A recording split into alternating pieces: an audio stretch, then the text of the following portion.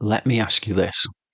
Have you ever performed brilliantly in training, preparation, or practice, only to watch it disappear when the pressure is on? Maybe you're standing on the first tee, walking onto a stage, entering a job interview, stepping onto the competition floor, or preparing for a difficult conversation that you know matters. And despite all your preparation, something happens. Your heart starts racing, your breathing changes, self-doubt appears, your focus narrows, and suddenly you're not performing at the level you know you're capable of. What's fascinating is that this often isn't a confidence problem. It's not a motivation problem, and it's certainly not a talent problem. It's a prediction problem, because the brain is constantly trying to answer one question: what happens next? And when it recognizes a situation as high pressure, it often runs an old program, an old prediction, a familiar response. The same nerves, the same hesitation, the same anxiety, and the same drop in performance. And it all happens in fractions of a second, before you've had time to think your way out of it. Today, I'm going to share a practical neuroscience-based technique that can help you interrupt that cycle. A technique designed to help athletes, speakers, leaders, performers, coaches, and anyone who operates under pressure create a different response when the moment arrives. Not by trying harder, not by relying on willpower, but by training your brain to expect a different outcome. I call it the trigger reset. And it combines concepts from performance psychology, mental rehearsal, future self-visualization, nervous system regulation, habit science, and implementation intentions. And by the end of today's episode, you'll have a practical framework that can help you rewire your automatic responses, improve confidence under pressure, and perform closer to your true capability when it matters most.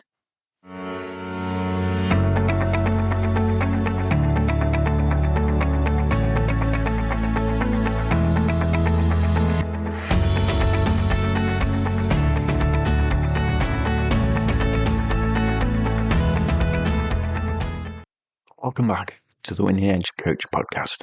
I'm your host, Kev Oakley, and this is where we break down the tools, tactics, and strategies that build stronger, more resilient mindset so that you can perform at your best when it matters the most.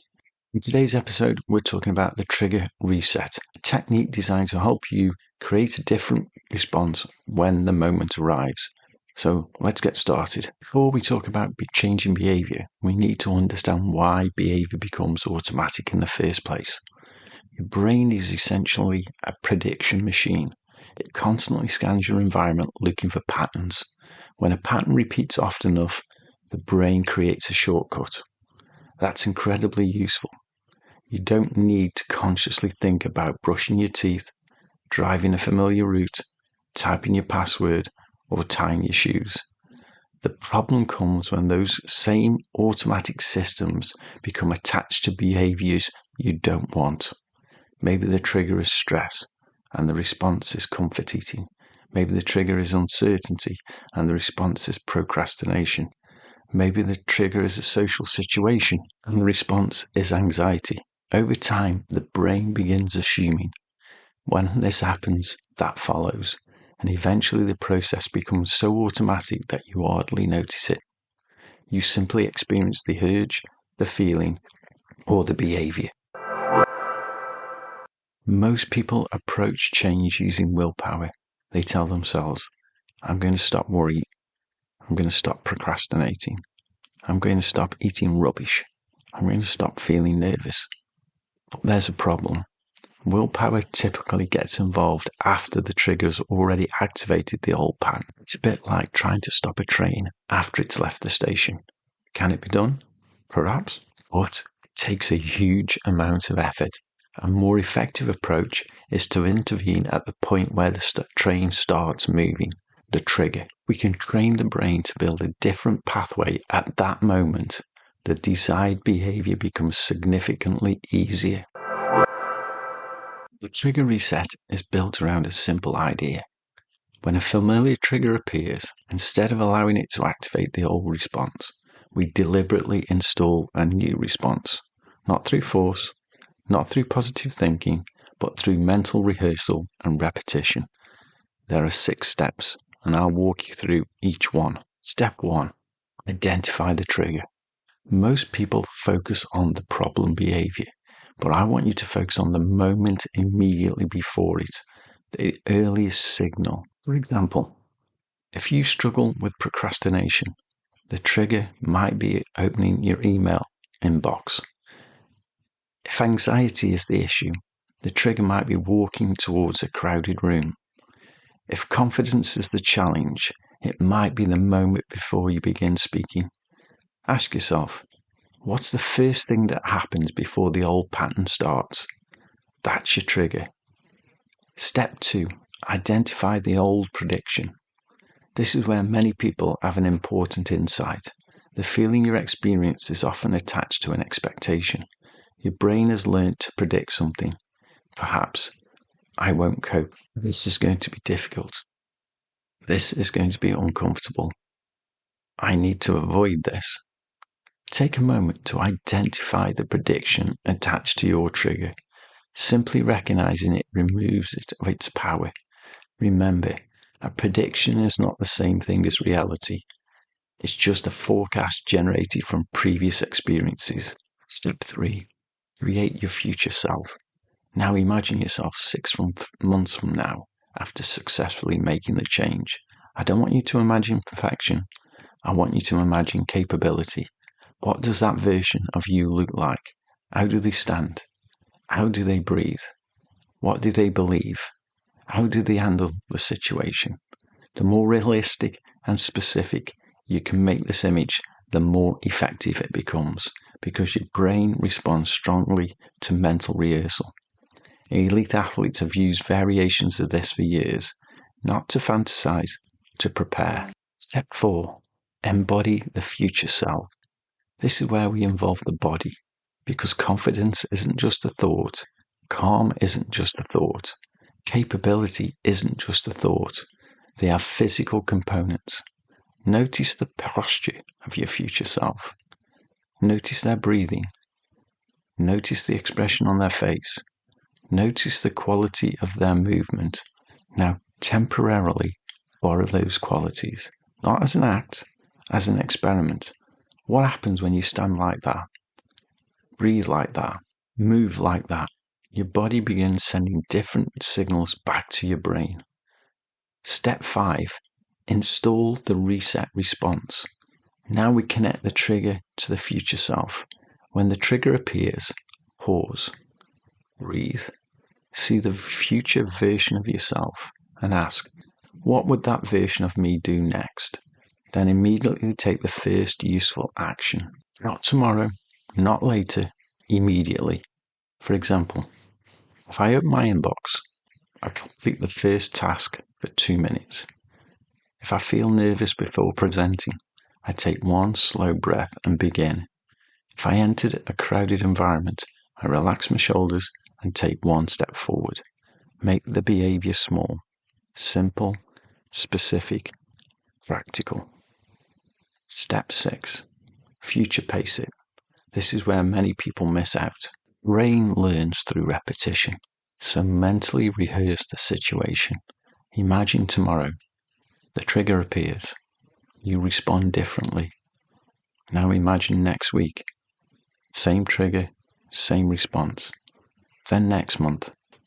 The response feels easier, more natural, more automatic. The more times your brain rehearses success, the more familiar success becomes. Let's see all that in action. Imagine someone who becomes anxious entering new locations. Every time they approach somewhere unfamiliar, they feel the need to retreat. The trigger isn't panic. The trigger is approaching the new place. The old prediction is, I might not cope. The future self knows something different. I can handle this. So before entering, they pause, take a slow breath, relax the shoulders, picture the future version of themselves walking calmly through the environment, and then take one step forward. Not 10, 1. They repeat this process again and again. Gradually, the brain stops predicting danger and starts predicting capability. That's how real confidence develops, not through never feeling anxiety, through repeatedly proving to yourself that you can handle it. Before we finish, I want to be very clear about something. This technique is designed for coaching, performance enhancement, habit change, confidence building, and managing mild to moderate automatic responses. It's not a substitute for professional, medical, or psychological treatment. If you're experiencing severe anxiety, panic disorder, significant depression, PTSD or trauma symptoms, obsessive compulsive disorder, suicidal thoughts, any mental health condition that is significantly affecting your life, please seek support from a qualified healthcare professional. There is absolutely no weakness in asking for help. In fact, it's often one of the strongest decisions you can make. Use this technique as a tool, not as a replacement for appropriate care. With that said, here's my challenge for you this week. Identify one trigger, just one. Not 10, 1. Notice the old prediction. Create your future self. Install a simple replacement behavior and rehearse it daily for 7 days. Then observe what happens. Because lasting change doesn't usually happen through huge dramatic transformations. It happens through repeated moments where you teach your brain a new response. One trigger, one choice, one repetition at a time. That is how you build a winning edge. That's it for this episode, but if you want more tools and techniques like these to help you perform under pressure, build unshakable focus, and train your mind the way elite performers train their bodies, that's exactly what this show is here for. So hit subscribe or follow right now, wherever you're listening, so that you never miss a future episode. Now, I want you to think for a second about someone in your life who performs under pressure, a partner prepping for a presentation, a son or a daughter about to walk into an exam, an important match or competition, a colleague who freezes up in meetings, a friend who's about to have a hard conversation they've been putting off, and send them this episode. Lastly, if this episode gave you something useful today, here's the biggest favor you can do for me, and it costs nothing, about 60 seconds. Leave this show a rating or a review on whichever podcast platform you're listening to it on. I read every single one.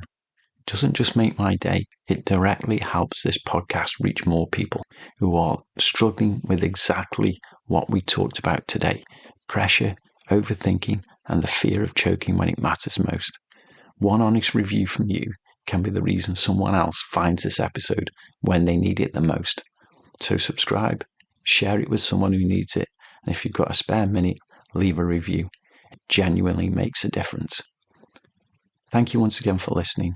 Until next time, control your state, own your moment, and build your winning edge.